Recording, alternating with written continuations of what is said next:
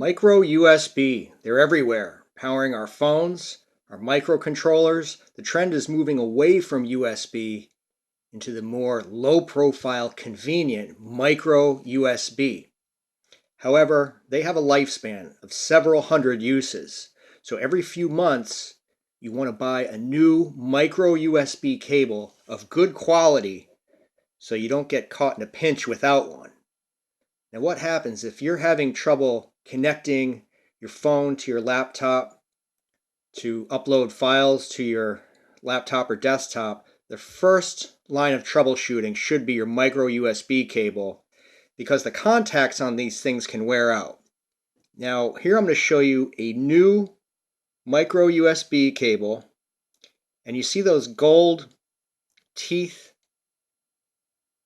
in the center of your screen there, and you can count them, there's 5.